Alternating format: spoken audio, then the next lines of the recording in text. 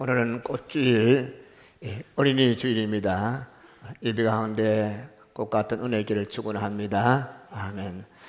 제가 서울서도 목회해보고 대구서도 목회하고 또 상주 와서 목회하니까 별 차이가 있는데 한 가지가 있어요. 제가 새 옷을 입고 와도 아무도 노코멘트해요. 또 반대로 우리 교인들이 새 옷을 입고 오면 아이고 권사님 옷 좋은 거 입고 오니까 막 좋아가지고 막 방떡이 되고 한데 아무 말 안 하면 좀 삐져 있고 그래요. 그런데 여기는 양반 도시라서 아무 말도 안 하고 시험도 안 들고 할렐루야. 마음을 열 은혜 받기를 축원합니다. 아멘. 저는 오늘 교독한 말씀 중심으로 어린 아이들을 대하는 세 가지 태도에 대해서 말씀을 나누겠습니다. 상주는 농사 도시죠. 근데 농사 가운데 가장 중요한 농사가 무슨 농사죠? 잘 아시네요. 자식 농사. 우리 다른 농사 아무리 잘 지어도 자식 농사 망쳐버리면 아무 의미가 없습니다. 서울 강남의 부유한 가정에서 여학생 한 명이 8학군에서 열심히 공부해서 반에서 1등은 뭐해도 2등, 3등 계속 유지하다가 수능 시험을 치렀어요. 그런데 의외로 예상했던 것만큼 점수가 나오지 아니했어요. 그 낙심한 부모가 이것도 공부라고 하느냐 야단치고 또 친구들마저 뒤에서 수근수근 손가락질하고 무시하는 태도 때문에 수치감 때문에 밤에 잠을 이루지 못하다가 새벽녘에 괴로운 가슴을 부여잡고 아파트 옥상에 뛰어 올라가서 땅에 떨어져 죽고 말았습니다. 얼마나 괴로웠으면 그렇게 했겠습니까? 여러분, 이것이 우리 가정에, 여러분 가정에 일어나지 않았다고 그냥 넘겨질 수 없는 그런 이야기예요. 우리의 아이들도 마찬가지 똑같은 마음의 고통을 안고 살아간다는 사실을 여러분 기억하시기 바랍니다. 미국 명문대학교 가운데 하나는 UCLA에 다니는 한국 여학생의 고백을 들어봤습니다. 그의 부모는 미국 이민 와서 열심히 돈벌이해서 그저 자식 명문대학 졸업하고 또 주류사회 진입하는 걸 보고 싶어 열심히 땀 흘리고 열심히 뒷바라지 했습니다. 부모의 마음의 소원은 딸이 훌륭한 학자 되기를 원했습니다. 그런데 이 딸내미는 그렇지 않습니다. 훌륭한 학자는커녕 졸업을 할까 말까. 미국의 명문대학은 입학하기도 어렵지만 졸업은 더 어려워요. 하버드 대학에, 예일 대학에, 프린스턴 대학에, 아이비 계통에 한국 계통으로 더하기는 마다한데 어떤 통계에 의하면 한 해는 졸업 100명 들어가면 13명 정도 졸업할 활동 말동 그렇게 어려운 것이 졸업인 것입니다. 그런데 이 아이는 부모의 소원은 너무 높고 자기는 그것을 이룰 수가 없고 그래서 하루에도 몇 번 죽을까 말까 그런 고민을 많이 했다는 그런 신앙의 그런 자매의 얘기를 들어본 적이 있습니다. 여러분, 우리 자녀들도 이와 같은 꽃 같은 고민을 하고 있다는 것을 알아야 되는 것입니다. 이와 같은 때에 우리의 소중한 자녀를 어떻게 대해야 되겠느냐.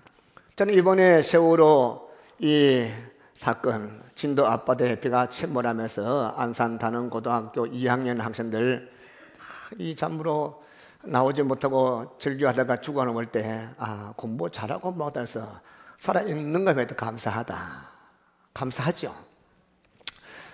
저도 학교 이사장으로 있으면서 참으로 늘 걱정입니다. 한 6년 전에 우리 송년여고 학생들도 제주도 수학여행 갔는데 한 명 죽었어요. 교통사고 나가지고 관광버스가 밑길에 미끄러지면서 전봇대 박아서 여학생 하나 죽었는데 거기 한 6년쯤 후유증 생기더라고요. 그러니까 이 학교 수백 명 죽고 나가시니까 어떻게 되겠는가. 참으로 마음이 너무 아프고 온 국민들이 지금 멘붕 상태 빠졌지 않습니까? 여러분 집에 사랑하는 자녀가 공부 잘하든지 뭐하든지 건강 있다는 거 감사하지. 할렐루야. 오늘 같은 날은 또 우리 나오는 대학생 다 고향 가고 오늘 많이 올 것 같아요. 우리 집에도 딸내미 생긴 안 오다가 집에 밥 먹고 싶어서 둘이 들한다 했습니다. 그런데 볼 때 아이고 전에 같으면 양발도 던져놓고 옷도 던져놓고 이만큼 올라가 막 폭발 직전했는데 아이고 양말이야. 저 던지든지 마든지 살아있는 것에도 할렐루야 감사합니다. 여러분 감사하죠. 할렐루야. 여러분 자녀들이 건강하게 살아있는 거, 손자 손녀가 건강한 것, 그것만 해도 감사한 것입니다. 주님께 주신 선물 주님의 잘 양육할 줄 믿으시기 바랍니다. 그렇습니다. 근데 우리는 참으로 이런 경우에 야 괜찮다, 공부하지 말고 네 마음껏 나가서 놀아, 그렇게 말하면 좋겠지만 그렇게 말할 수 없는 이유가 우리 어른들, 부모 세대는 잘 알지 않습니까? 이 세상이 얼마나 무서운지. 공부 대충 해가지고 밖에 나가면 밥벌이도 못하고 그저 한 번 떨어지기 시작하면 그 중간층도 힘들고 상류층 올라가기는 어렵다는 걸 너무나 잘 알지 않습니까? 사랑하는 우리 자녀들이 이 긴박한 세상에서 살아남기 위해서 열심히 공부해야 된다는 사실을 알지 않습니까? 이런 형편에서 또 다그칠 수도 없고 그냥 둘 수도 없고 어떻게 할 것인가, 여기에 우리 부모들의 고민이 있는 줄로 압니다. 사도 바울은 에베소서 6장 4절 말씀에서 부모된 우리에게 권면해 주었습니다. 아비들아, 너희 자녀를 노엽게 하지 말고 오직 주의 교양과 훈계로 양육하라. 무슨 말씀? 부모 생각대로, 부모 마음대로 양육하지 말고 무엇으로? 하나님의 뜻대로 양육하라. 하나님께서 주신 그 선물들, 하나님이 주신 원리대로 아이들을 가르치고 기르면 틀림없이 잘 될 것이다, 실패할 것이다. 아멘. 아멘 안 됩니까? 아멘. 저는 한번 실험해 봤어요. 저희들은 아이들 초등학교 졸업 맞고 일반 학교를 안 보냈어요. 일부러 안 보냈어요. 제가 학교를 잘 알거든요. 학교 오랫동안에 이사를 했고 학교를 경영하다 보니까 학교 생태를, 여기 선생님들 많이 계셔서 죄송합니다. 저도 그러지만 다른 분도 그렇게 말씀하시더라고. 그래서 한번 실험 케이스를 해보자. 그래서 대안학교 그저 설립하다시피 해서 1, 2, 3학년 다 해봐도 12명밖에 안 되는데 돈이 없어가지고 폐교된 학교 다 고치도 못하고 그저 창문만 끼워놓고 줄 춥고 애들이 막 세숨을 해야 되고, 그런데 한 3년 동안 집어넣고 또 고난의 학교 훈련 받고 거기에서 기도 훈련 시키고 영성, 인성, 그리고 뭐 쪼글뜨기 시키고 금식도 시키고 그렇게 하니까 애들이 크더라고요. 고등학교 올려 보내니까 뭐 어느 학교 넣어놔도 좀 죄송합니다만 함창고등학교 지금은 좋은 학교, 그때 똥통학교예요. 제가 주사장 만나면 갑니다. 주사장님 학교 인수할 때 아이고 누런 학교, 건물도 못 짓고 왜 갈 데가 없어가지고 120명 모집에 4명 모집해가지고 그게 찡가 넣었는데, 저는 믿어요. 아이들이 신앙을 훈련하고 믿음 훈련을 하면 하나님께서 잘 키울지 믿으시기 바랍니다. 할렐루야. 서울에 가서 옷을, 백화점 못 가도 서울 강남 터미널 가서 옷을 사면 그저 뭐 싸구려 옷이라도 그 목덜미 부분에 옆솔기를 보면 꼬리표가 하나 붙어 있죠. 이 옷은 절대로 뜨거운 물에 씻다가지 마십시오. 누가 그걸 붙여놨습니까? 옷을 만든 사람이 붙여놓았습니다. 그 옷을 만든 사람은 이 옷 재료가 어떤 재질인가 알기 때문에 그 꼬리표를 붙여놨습니다. 그런데 옷을 산 사람이 웃기지 마라, 내 돈 주고 내가 옷 사입었는데 내가 뜨거운 물로 넣든지 마든지 그래가지고 뜨거운 물에 삶았습니다. 오글오글 했어요. 결국 옷을 버리게 됐지 않습니까? 마찬가지 우리 인간을 누가 만들었습니까? 하나님 만들었습니다. 우리 자녀를 누가 만들었습니까? 하나님 만드는 것입니다. 할렐루야. 부모가 자식을 만드는 것 같지만 절대로 그렇지 않습니다. 하나님의 역사로 말미암아 부모가 그 아이를 그저 내가 맡아서 양육하고 가르치는 것에 불과한 것입니다. 저는 그것을 확신히 믿습니다. 저희도 결혼하고 7년 동안 자녀가 없어요. 동산병원일까 애기 못 오는데요. 그러니까 어디 공항 가서 애 하나 데리고 오든지 아니면 어린 애 하나 데리고 오든지 그게 잘 안, 자녀가 한 둘쯤 있으면 데리고 오겠는데 없으니까 그게 안 되더라고요. 그래요. 저는 하나님께서 기적같이 기도하는 가운데 자녀를 주실 때 느낀 것이 하나님 문을 여시는구나, 닫는구나, 하나님 주신 선물이다. 저는 주실 때부터 그때 믿었습니다. 여러분의 자녀들은 여러분의 자녀가 아닙니다. 하나님께 믿으시기 바랍니다. 그래서 하나님께서 꼬리표 달아낸다. 아이를 뜨거운 물에 삶지 마십시오. 삶으면 죽습니다. 아이를 다그치지 마십시오. 하나님의 말씀과 교훈을 하기를 축원합니다. 그래서 오늘 이 말씀을 근거로 해서 하나님의 음성 듣기를 축원합니다. 첫 번째 보니까 이 부모를 대하는 태도 가운데 첫 번째 부모들의 모습을 볼 수가 있는데 13절 말씀 보면 어린아이들을 예수님께 인도한 부모들의 모습이 잘 설명되어 있죠. 거기 보니 부모의 행동과 관련된 동사가 두 개가 나옵니다. 첫 번째 뭐죠? 바라고, 두 번째 데리고 오매. 우선 바라고라는 말을 한번 생각해 볼까요? 부모의 마음에 소원이 있습니다. 희망이 있습니다. 바람이 있습니다. 그게 뭡니까? 자식이 잘 되는 것이죠.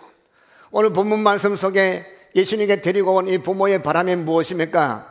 자기 자녀 머리 위에 예수님의 손을 얹고 축복기도 해주기를 원하는 그런 바람. 주 안에서 우리 아이들이 잘 자라기를 바라는 그런 마음 아니겠습니까? 만왕의 왕 되신 예수님, 하나님의 아들 되신 예수님이 내 아이를 한 번만 만져봐 주시면, 혈루증 앓는 여인이 예수님 옷자락 만지기만 하면, 내 아이를 하나님께서 안아주기만 하면, 손만 한 대서 안수해 주면 내 아이는 앞으로 훌륭하게 잘 클 것이다 확신이기 때문에 그 바람 가지고 예수님께 데리고 온 것입니다. 마찬가지 여기에 계시는 우리 부모 마음에도 우리 자녀들이 남들 못지않게 훌륭하게 자라기를 원하는 그런 마음이 다 있을 것입니다. 그래서 얼마나 자녀에 위해서 투자를 많이 했습니까? 참 부모는 이상한 사람들입니다. 다른 사람이 논사만 배가 아프고 사촌이 바사만 배가 아프고 우리 교인들 가운데 좋은 거 생기고 부자 되면 겉으로는 아이고 뭐 입으로 뭐 축하합니다 하면 속으로는 막 속이 불을 끓고 집에 가면 두고 보자 남편 막 머리 벅벅 끓고 난리지 않습니까? 근데 다른 사람이 잘 되면 배가 아프고 남들 잘 되면 시기심이 생긴데 자식이 자기보다도 잘 되는 거 질투하는 부모 아무도 없습니다.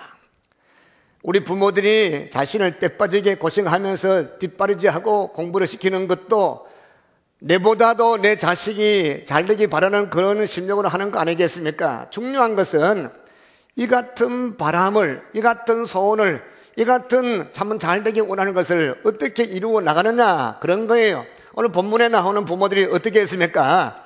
자기 아이들을 누구에게 데려왔습니까? 예수님께 데려왔습니다. 여기에 우리가 눈여겨볼 그런 대목, 본받을 점이 있는 것입니다. 그 당시에 유대 땅에는 예수님 주위에 몇천 명씩, 몇만 명씩 모인데 자녀들이 다 있습니다. 다 자녀를 양육하는 부모들이 얼마나 많습니까? 오늘 예수님께 데리고 온 이 소수의 부모 외에는 자녀가 없습니까? 다 있습니다.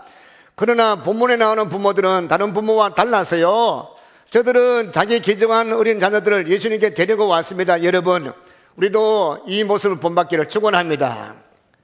제 생각에는 길가에 노는 아들 데리고 야 이리 와봐라, 예수님 좀 만나자, 강제로 노는 애를 끌고 온 것이 절대로 아닙니다.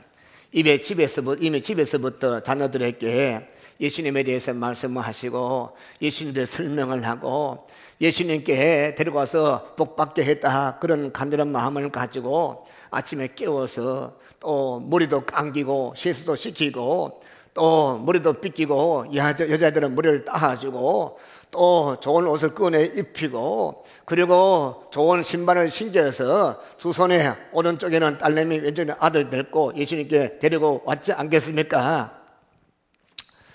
여러분, 참 여기에서 참 중요한 것을 우리가 볼 수 있습니다. 예수가 중요한 분이십니까? 내게 없어서 안 될 참으로 중요한 분이십니까? 참으로 내 아들까지 데려와야 할 중요한 분인 걸 믿으시기 바랍니다. 오늘날 한국교회가 자꾸 줄어들어요. 왜 그런지 아십니까? 나는 구원받고 내 자식은 지옥 가든지 마든지 내 아이가 좋은 대학에 입학해서 훌륭한 사람 되는 것은 그것을 원하는데 교회 안 나가고 신앙생활 안 하는 그런 것 별로 관심이 없는 거예요. 제가 있던 교회가 이 경북대학 영진대학 바로 옆이기 때문에 우리 교회 옆에 원룸 투룸이 엄청나게 많습니다. 우리 대학생들이 많이 나와서요, 한창 많이 나올 때는 대학생들만 산부 예배 한 130명 나왔습니다. 근데 이렇게 저는 학생들하고 그 어른들보다 아이들하고 제가 친하게 지냈어요. 제가 대학 한 번씩, 한 달에 한 번씩 설교도 하기도 하고, 족구도 하고, 뭐 잔치 타고 가기도 하고, 같이 애들하고 참으로 지내면서 들어보니까 마음 드는데, 목사님, 우리 과에요, 영양이 어떤 목사님 아들인데 교회 안 나가요. 집에 가면 교회 가고, 그래서 한 달에 한 번도 가기 싫어가지고 2달에 한 번씩 집에 가요. 집에 가면 또 교회 갈까봐. 장로님 딸도, 권사님 아들도 집에 가면, 우리 상주에 있는 우리 성도님 아이들은 외지 가서 교회 달탄해죠. 왜 웃습니까? 한번 확인하죠. 이거 여러분 속으면 안 됩니다. 그래가 그냥 안다는 게 아니라 호망가지고 호닥질 다 하고, 그 심지어는 남학생, 여학생이 들어간다 해서 네 돈 50%, 내 애가 둘이 같이 사는 그런 자가 참으로 많아요. 너무너무 안타까워요. 여러분, 우리의 자녀들을 신앙의 눈으로 지켜주기를 저는 부탁합니다. 내 혼자 교회에 와서 예배 드리는 일 기쁜 일이 아닙니다. 제가 여기 와서 감사한 것은 저녁 예배도 보고 수요일도 보니까 참 우리 중고등학생, 대학생들, 젊은 애들 옆에 같이 앉히고 예배하는데 아이들도 끌려오는 게 아니라 기쁘게 오는 거 보니까 얼마나 감사한지, 저는 우리 상주성문교회가 우리 세대와 함께 다음 세대도 건강하기를 축원합니다. 이 통계에 의하면 교인들 가운데 이 75%가 주일학교 때 다녔던, 어릴 때 다녔던 그런 주일학 출신이래요. 그리고 재직들 가운데 85%가 주일학교 출신이라는 거예요. 더 나가서 이 목사님들, 교육자들 조사해보니까 96%인지 97%가 어릴 때 주일학교 때부터 교회 다녔던 그런 사람들이 점점 끝까지 커서 목사도 되고 교육자 된 것이 통계에 나왔습니다. 다시 말하면 어릴 때에 예수님을 배우고, 어릴 때 예수님을 발견하고, 어릴 때 예수님 말씀으로 양육받은 그런 사람들이 일평생 신앙생활하고 일평생 믿음생활하고 저 앞에 헌신하는 것을 볼 때에 우리 이 서문교회, 우리 영화부부터 유치부, 참으로 초등부, 그리고 청소년부 다음 세대가 중요한 걸 기도하시고 위에서 사랑해 주시면 감사하겠습니다. 아멘. 그래서 오늘 본문에 나오는 부모들처럼 자녀들을 예수님께 데리고 나오고자 하는 간절한 열망 있기를 축원합니다. 이 놀란 이들의 모델이 여러분의 삶 되기를 축원합니다. 그 다음에 제자들의 모습을 볼까요? 13절 끝부분에 보니까 어떻게 기록되어 있죠? 제자들이 뭐 했다 했습니까? 꾸짖건을 한마디로 말하면 애들이 귀찮다는 것입니다. 아이들 소중하게 생각하지 아니했습니다. 우리나라는 예배 드릴 때 아들은 저 가라 부흥하고, 어른들이 자리에 비시면 아들 들어도 되는데 꽉 차면 애들을 막 쫓아내죠. 그래, 약자애들도 아들 가라 하고, 교회에서도 애들 가라 하고. 제가 필리핀 까만다게 가니까 저 산독교회인데, 산골짝 교회인데 교인들이 1000명 모여요. 많이 모이죠. 그 교회에서 개창한 교회는 700명 모여요. 이 다시만 교인들 다 교회 나와. 근데 제가 거기 가서 잠깐 설교하는데 뜨듬뜨듬 하는데, 저는 설교 5초밖에 아닌데 이 통역을 10분 하더라고. 내가 물었어. 니 무슨 말 했나? 그냥 가만히 있어. 알아서 내가 다 할 테니까. 막 어떤 설교하면 박수 막 쳐요. 나 박수 치는 일 알았다 했는데 나중에 또 알아보니까 이 목사님이 한국에서 왔는데 우리가 양수기가 없어가지고 물을 못 푸는데 양수기 사줘가지고 저 위에 산에도 농사 지을 수 있다 하는데 그런 말 안 했거든요. 막 거짓말만 한 거죠. 아이고, 그래서 이 엉터리 목사들은 엉터리 없이 통역하는데 교인들은 믿으시니까 할 수 없이 집에 가서 빚내가지고 양수 사줬어요. 하여튼 그 목사님 나중에 뭐 은혜 받아가 대구 그제 와가 주암산서 성령 받고 가가지고 얼마나 부흥식이 나는지. 그래서 어떻게 해서 크게 부흥식이 났기네. 지난번에 서울의 큰 교회에서 발전기를 사줬대요, 사냥. 그러니까 전기 텅텅 전기불 만들어가지고 집집마다 한 개씩 다 주는데 교회 안 나면 불 끊어본대요. 그러니까 교회 다 나오더래요. 가니까 교회도 크다 하나 찍는데 어른도 앉고 애들도 앉고 통로에 개들도 이렇게 앉아 예배드리고. 아, 신기해요. 참 그이는 필리핀에 참 가니까 본받을 것이 참 자녀를 참 사랑하더라고. 애들 많아. 8명, 9명 나와가지고 막 업고 손에 잡고 안고 얼마나 아끼는지. 여러분, 우리 자녀를 아끼기를 축원합니다. 그런데 제자들은 안 그래도 예수님 지금 인기 짱이라서 수천 명, 수만 명 모인데 지금 안 그래도 사람 많은데 아들까지 와가지고 또 이해는 되죠. 예수님께서 아침부터 점심 저녁까지 기도하고 말씀 전하고 지금 피곤한데 애들까지 오면 어디 가나. 물론 예수님을 생각하는 그런 마음은 귀합니다. 그러나 예수님은 제자들의 그런 모습을 기뻐하지 않으셨어. 책망했어. 혹시 여러분 우리 어른들 성문교회 우리 성도들 속에도 이런 제자들 같이 그런 태도 갖고 있지 않은가 한번 돌아보시기 바랍니다. 우리도 알게 모르게 아이들 귀찮게 생각하는 경향이 많습니다. 엄마 이 숙제 너무 어려워 좀 가르쳐 주세요. 귀찮게 왜 그래? 엄마 지금 부호교를 해야 되니까 쟤 안 가나? 하고 막 몰카고 그죠? 아빠한테 가서 가르쳐 달라고. 아빠는 TV 리모컨 넣고 왔다 갔다 엄마한테가 보다하고 본다. 아는 공이 왔다 갔다 엄마한테 왔다 아한테 왔다가 애는 나중에 삐지고 어릴 때는 삐지만 크면 시험 됩니다. 여러분 우리들도 제자들 같은 그런 태도를 갖지 않기를 축원합니다. 아무리 피곤하고 아무리 고난할지라도 내 사랑하는 자녀들이 내한테 올 때는 하던 일을 중단하고 따뜻이 안아주시는 그런 모습 되기를 축원합니다. 여러분 자녀들이 여러분에게 어떤 느낌을 받고 있는지 한번 생각해 봤습니까? 우리나라 어떤 조사기관에서 이런 질문을 중고등학생 청소년들에게 설문지를 넣고 한번 질문했습니다. 너는 너희 부모에게 사랑받고 있다고 느끼느냐? 그래서 다 X고 O는 5%밖에 안 되고 95%가 아니요 대답했어요. 근데 반대로 그 부모들을 만나서 또 리스트를 작성해가지고 또 질문한 당신은 당신의 자녀를 사랑하십니까? 하니까 사랑하죠. 전부 다 올 100%인 거죠. 부모는 자녀를 100% 사랑한다고 아이들은 95%가 아니요 하고 이게 뭔가 삐뚤가 많지 않은 것입니다. 왜 이런 결과가 생겼습니까? 왜 이런 괴리 현상이 생겼습니까? 마음에 뭐 내 자식 미워하는 그런 마음 없는데 피곤하다고 바쁘다고 내가 참으로 필요할 때는 아이들 귀찮게 이기기 때문에 그런 결과가 나오게 되는 것입니다. 이제부터 우리 자녀들한테들 바꾸기를 부탁합니다. 우리 자녀를 소중히 여기기를 축원합니다. 어느 가정의 이야기인데요, 6살짜리 딸아이가 엄마한테 이런 맹랑한 질문을 했어요. 엄마 잔디는 왜 파란색이죠?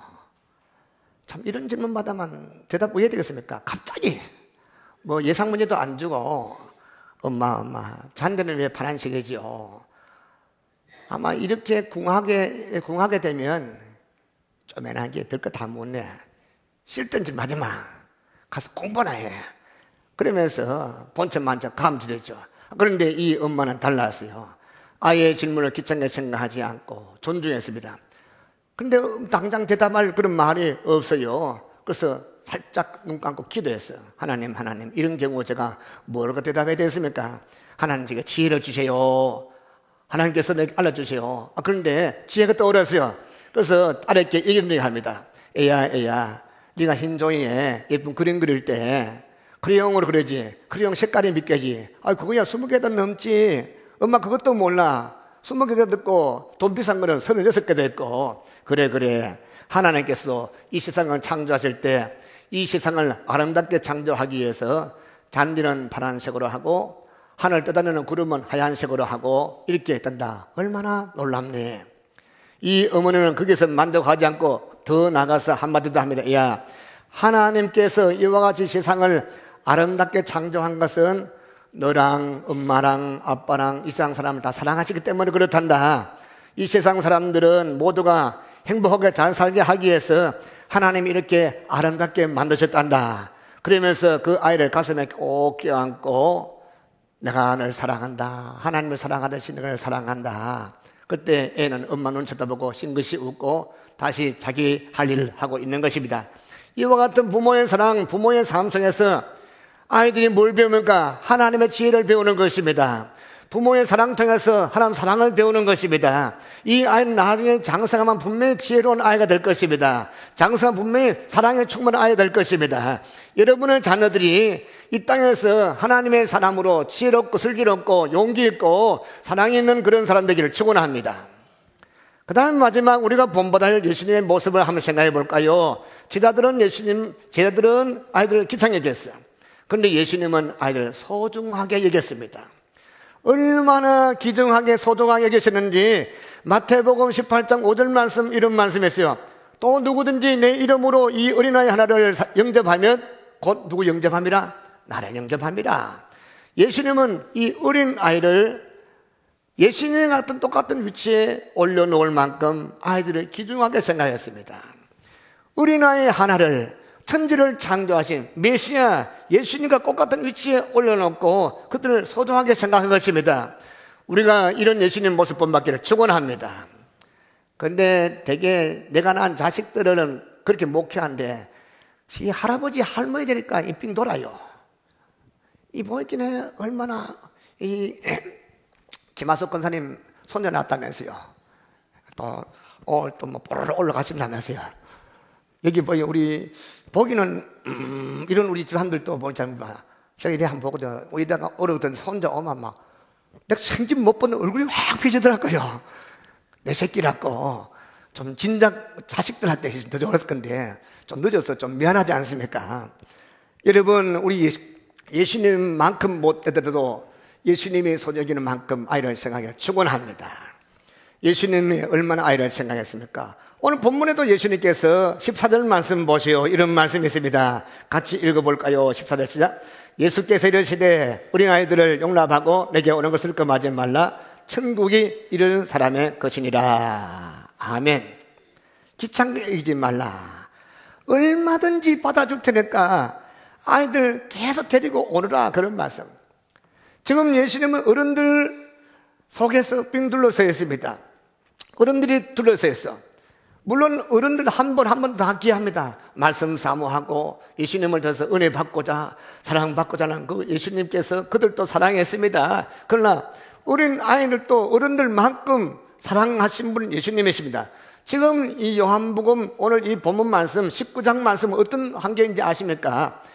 이제 예수님이 사역을 다 마치시고 조금만 있으면 십자가 짊어지고 죽을 때가 임박하시고 예수님은 지금 그것 때문에 날마다 고민하고 밤마다 기도할 때마다 하나님 아버지 감당케 해주세요. 마지막에 너무 감당해야 되니까 간절히 기도할 때 주의 이 잔을 옮겨주십시오. 안 마시면 안 됩니까? 죽음의 잔을 안 마시면 안 됩니까? 이런 절박한 순간에 지금 애들 오니까 우리 같으면 그걸 귀찮아서 지금 내가 아까는도 못하겠는데 아들 돌려보내셔야 할 건데 그런 순간에도 예수님께서 아이들을 소중히 여기신 것입니다. 아무리 피곤하고 아무리 고난할지라도 내 자녀가 나를 필요로 해서 다가올 때 하던 일 중단하고 저들을 안아주고 축복하기를 축원합니다.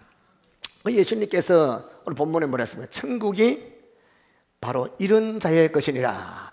예수님은 어린아이를 천국 시민의 한 모형으로 설명해 주었습니다.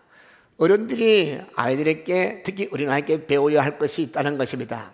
어린 아이들의 순전하고 순수한 모습을 어른들이 반드시 배워야 된다. 텍쥐베리가 쓴 어린 왕자 아마 읽어보신 적이 있을 것입니다. 그 책에 보면 이런 얘기가 나와요. 어른들은 참 이상하다. 어른들은 이상하다는 것입니다. 어린 아이들 눈으로 볼 때 어른들을 이해할 수 없다는 것입니다. 계속 보니까 어른들은 내 친구가 빨간 벽돌로 지은 예쁜 집에서 살고 창가에는 아름답게 핀 제라늄 꽃이 있고 지붕에는 비둘기가 날아다니는 멋진 집에 산다고 설명해도 도무지 알아듣지 못한다. 어른들은 이상하게 숫자로 표현을 해야만 잘 알아듣는 것 같다. 바로 우리 보고 하는 소리 같아요. 그 집에 지붕을 어떤 기하로 했고 또 벽을 어떻게 했고 안에는 조경 어떻게 했고 그런 거 들은 척만 자고 그 집 얼마짜린데 10억이래. 아 좋은 집에 사네.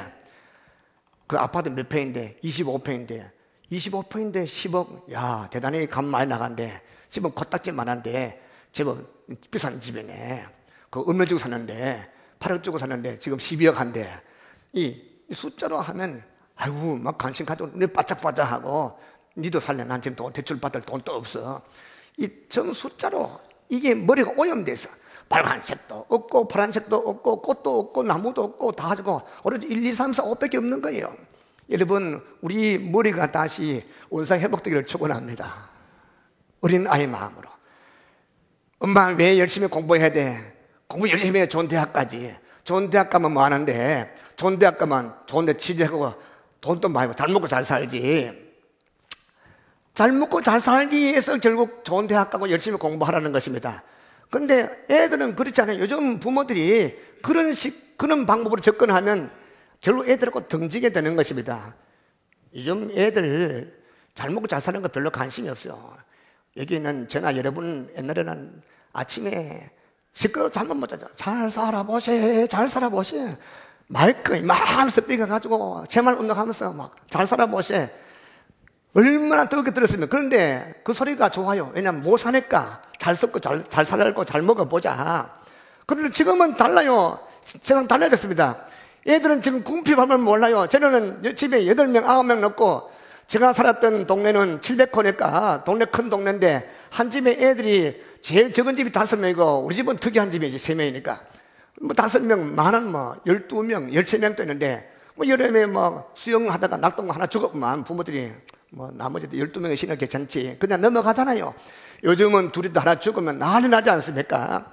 그때는 이 숟가락 하나 넣고 제 친구는 대학 교수님인데 식사하면 젓가락질을 뭐 해. 젓가락질 왜 뭐 하니까 자기가 할 때 젓가락질 해본 적이 없대요.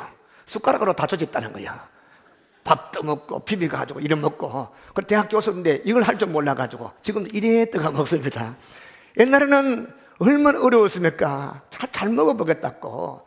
그런데 잘 살기 위해서 공부 열심히 해라. 잘 먹기 위해서 대학 가라. 어떤 집사님 막내 아이가 세상에서 제일 싫어하는 것이 있습니다. 애가 좀 몸이 약해요.